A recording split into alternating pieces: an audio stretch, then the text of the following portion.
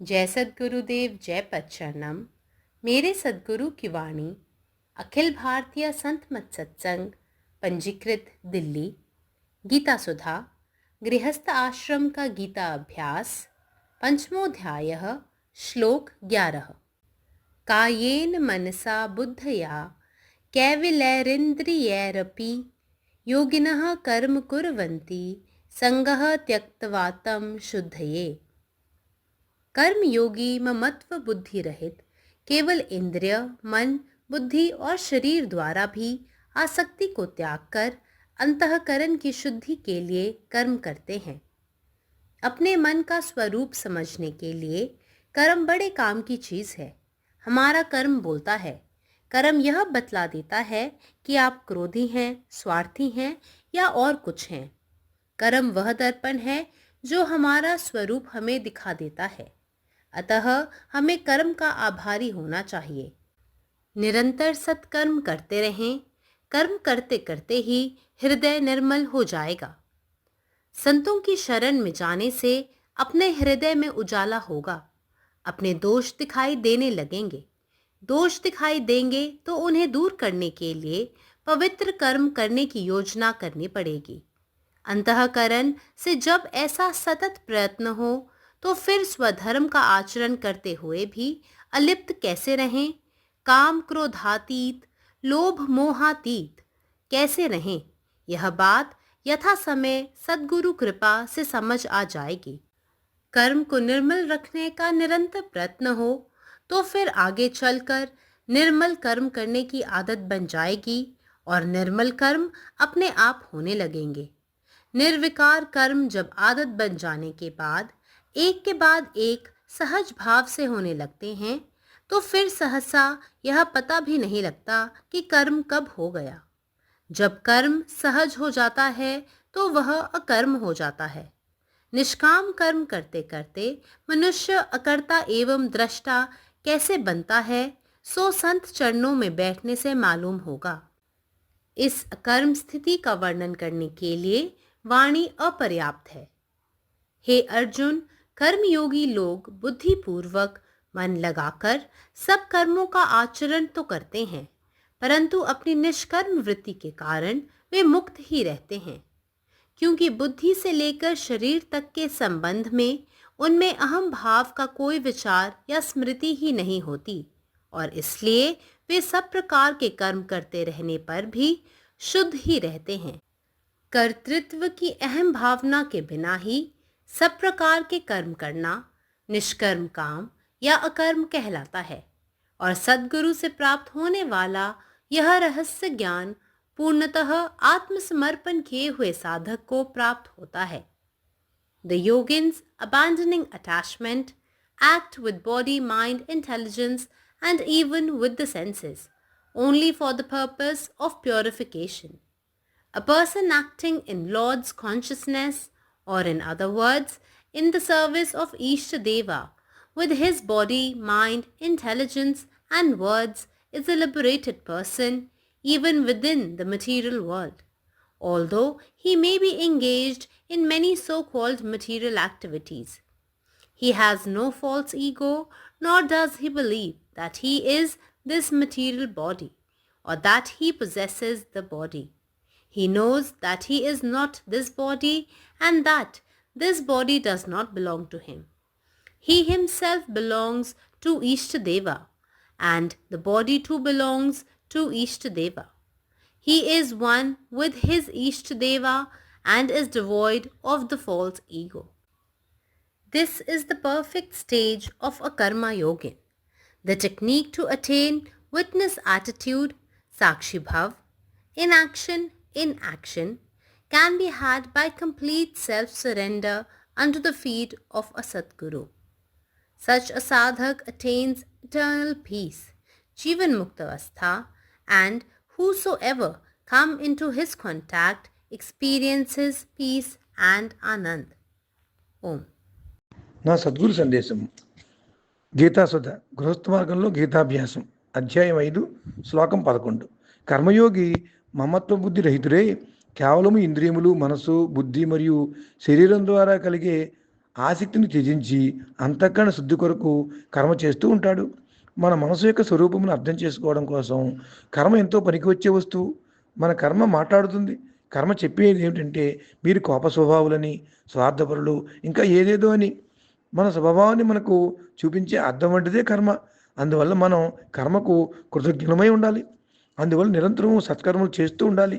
సంత మహాత్ముల ఆశ్రయంలోకి వెళ్ళినప్పుడు మన హృదయంలో వెలుగు వచ్చి మన దోషములు మనకు కనిపించడం ప్రారంభమవును.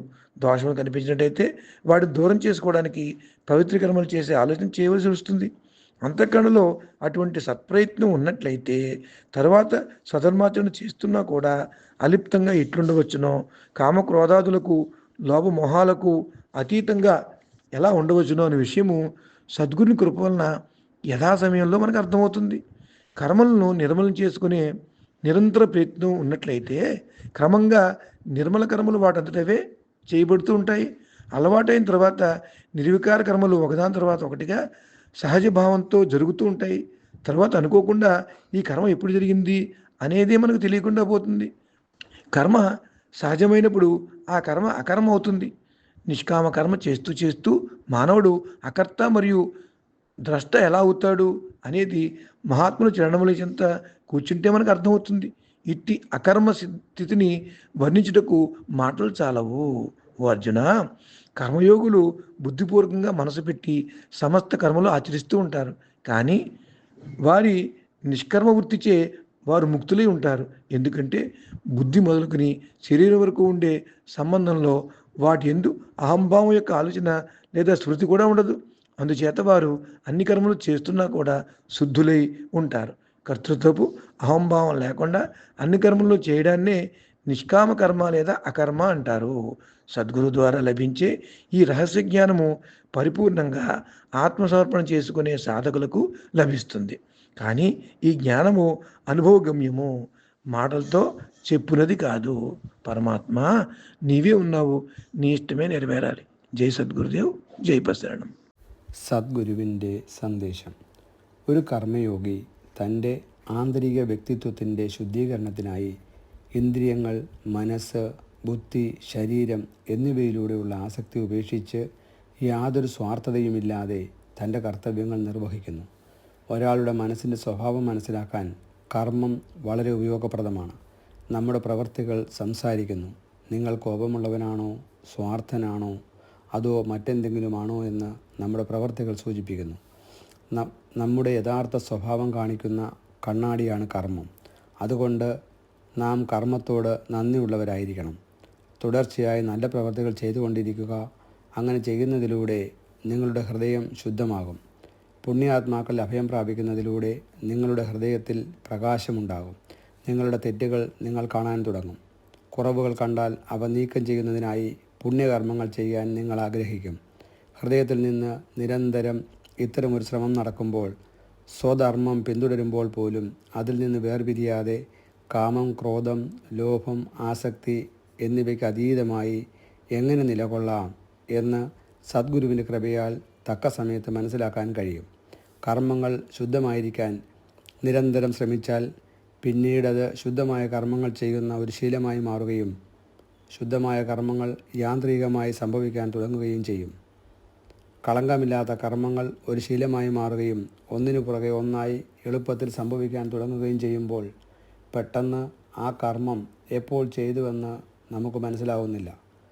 പ്രവൃത്തികൾ സ്വയമേവ സംഭവിക്കുമ്പോൾ അത് നിഷ്ക്രിയത്വമായി മാറുന്നു. നിസ്വാർത്ഥ പ്രവൃത്തികൾ ചെയ്യുമ്പോൾ ഒരാൾ എങ്ങനെയാണ് കർമ്മരഹിതനും നിരീക്ഷകനുമാവുന്നതെന്ന് ഒരു സന്യാസിയുടെ ചരണങ്ങളിൽ അഭയം പ്രാപിക്കുന്നതിലൂടെ മനസ്സിലാക്കാൻ കഴിയും. ഈ നിഷ്ക്രിയാവസ്ഥയെ വിവരിക്കാൻ വാക്കുകൾ അപര്യാപ്തമാണ്. ഹേ അർജുൻ, കർമ്മയോഗികൾ എല്ലാ പ്രവൃത്തികളും ബുദ്ധിയോടും ഏകാഗ്രതയോടും ചെയ്യുന്നു. എന്നാൽ അവരുടെ പ്രവർത്തനാധിഷ്ഠിതമല്ലാത്ത മനോഭാവം കാരണം അവർ സ്വതന്ത്രരായി തുടരുന്നു. കാരണം ബുദ്ധി മുതൽ ശരീരം വരെ അവർക്ക് അഹങ്കാരത്തെക്കുറിച്ചുള്ള ചിന്തയോ ഓർമ്മയോ ഇല്ല. അതിനാൽ എല്ലാ കർമ്മങ്ങളും ചെയ്യുമ്പോഴും അവർ ശുദ്ധരായി തുടരുന്നു. എല്ലാത്തരം കർമ്മങ്ങളും അഹങ്കാരമില്ലാതെ ചെയ്യുന്നതിനെ നിഷ്കാമകർമ്മം അഥവാ അകർമ്മം എന്ന് വിളിക്കുന്നു. സദ്ഗുരുവിൽ നിന്ന് ലഭിക്കുന്ന ഈ അറിവ് പൂർണ്ണമായും ആത്മസമർപ്പണക്കാരനായ സാധകന് ലഭിക്കും. പരമാത്മാവ് നീ തന്നെ നിൻ്റെ ഇഷ്ടം പൂർണ്ണമാകട്ടെ. ജയ് സദ്ഗുരുദേവ്, ജയ് പദശരണം.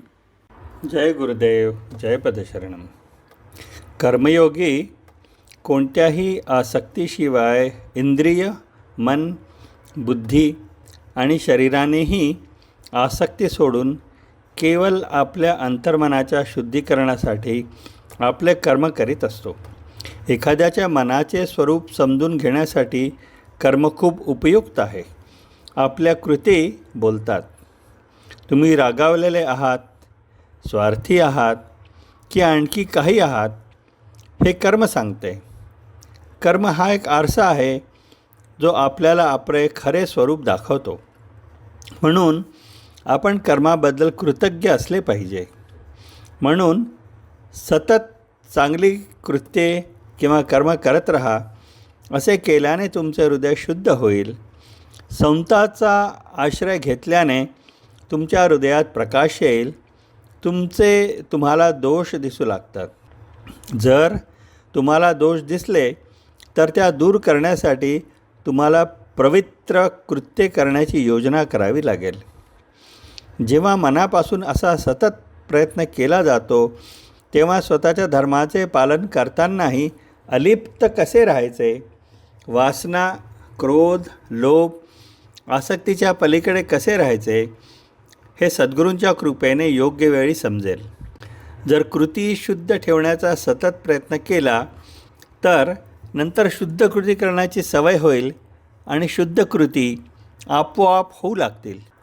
जेव्हा निष्कलंक कर्म सवय बनतात आणि एकामागून एक सहज घडू लागतात तेव्हा अचानक आपल्याला ते कृत्य किंवा कर्म कधी झाले हे कळत नाही. जेव्हा कृती उत्स्फूर्त होते तेव्हा ती निष्क्रियता होते. निस्वार्थ कर्मे करताना माणूस कर्ता आणि निरीक्षक बनतो. हे संतांच्या चरणी बसून कळू शकते. या निष्क्रियतेच्या अवस्थेचे वर्णन करण्यासाठी शब्द अपुरे आहेत. अरे अर्जुना, कर्मयोगी लोक सर्व कृती बुद्धिमत्ता आणि एकाग्रतेने करतात, परंतु त्यांच्या कर्मकेंद्रित वृत्तीमुळे ते मुक्त राहतात. कारण बुद्धीपासून ते शरीरापर्यंत त्यांच्या मनात अहंकाराचा विचार किंवा स्मृती नसते आणि म्हणूनच ते सर्व प्रकारची कृत्ये करत असतानाही शुद्ध राहतात. कोणत्याही प्रकारची कर्म करण्याची अहंकारी भावना न बाळगता करणे याला निष्काम कर्म किंवा अकर्म म्हणतात. आणि सद्गुरूकडून मिळालेले हे गुप्त ज्ञान पूर्णपणे आत्मसमर्पण केलेल्या साधकाला प्राप्त होते. जय गुरुदेव, जय पदशरणम. कर्मयोगी मोह में फंसल अपन इंद्रिय, मौन, बुद्ध आ शरीर द्वारा संपूर्ण आसक्ति के त्याग क अपन अंतःकरण के शुद्ध करऽ लेल कर्म करैत अछि. मोनक स्वरूप के बुझऽ लेल कर्म बड काजक वस्तु अछि. अहाँके कर्म अहाँक प्रतिबिंब अछि. अहाँके कर्म देख कऽ लोक कहि देत जे अहाँ तामससँ जरैत छी आ कि स्वार्थसँ आन्हर छी. ताहि दुआरे कर्म के लेल मोन में आभार राखक चाही. एहि लेल निरंतर सत्कर्म में लागल रहू. सत्कर्म करैत करैत हृदय शुद्ध भऽ जायत. संतक शरण में जायसँ हृदय में इजोत होइत अछि. ओहि प्रकाश में अपन दोख देखाय लागैत अछि. एक बेर अपन दोख मीन के ज्ञान भऽ गेल तऽ मोन ओकरा दूर करऽ लेल कोनो ने कोनो उपाय कऽ लैत अछि. जखन हृदयसँ लगातार प्रयास होइत रहैत अछि तखन एहन अवस्था अबैत अछि जे साधक स्वधर्मक आचरण करितो अलिप्त रहैत अछि. काम, क्रोध, लोभ, मोह एहन विकारसँ पार पाबऽ के उपाय सेहो यथा समय सद्गुरु कृपासँ बुझा जाइत अछि. जँ हम लगातार निर्मल कर्म करबाक चेष्टा करैत रहब तऽ से हमर आदत बनि जायत. धीरे धीरे कर्म एहन सहज बनि जाइत अछि जे ओकर भान तक नहि रहि जाइत अछि. जखन कर्म सहज भऽ जाइत अछि तऽ से अकर्म बनि जाइत अछि. निष्काम कर्म करैत करैत मनुष्य केना अकर्ता आ दृष्टा बनि जाइत अछि से बात केवल संतक सोझा में बैस कऽ बूझल जा सकैत अछि. एहि अकर्म अवस्था के वर्णन शब्दसँ संभव नहि अछि. ई तऽ अनुभवक विषय अछि. हे अर्जुन, कर्मयोगी लोक बुद्धिपूर्वक पूर्ण मनोयोगसँ समस्त कर्म के आचरण तऽ करैत छथि, मुदा अपन निष्काम प्रवृत्ति आ अहंकारहीनता के कारण सदा मुक्त रहैत छथि. ओ अपन बुद्धि सँ लऽ कऽ शरीर धरि कखनहु कतहु अहंकारक चिन्हो नहि राखैत छथि, तैँ कर्म करितो पवित्र रहैत छथि। कर्ता के भाव बिना जे कर्म कयल जाइत अछि ओहिके निष्काम कर्म वा अकर्म कहल जाइत अछि। आ एहि रहस्यपूर्ण ज्ञान के प्राप्ति केवल ओ साधक के भऽ सकैत अछि जे पूर्ण आत्मसमर्पण सँ अपन सद्गुरु सँ जुड़ल रहैत अछि। अखिल भारतीय संत मत सत्संग, पंजीकृत दिल्ली, मुख्यालय B20 CC colony, Rana Pratap Bagh के सामने, दिल्ली। सत्संग आश्रम संत यश रूप तपोभूमि परिसर, अनंगपुर, जिला फरीदाबाद, हरियाणा।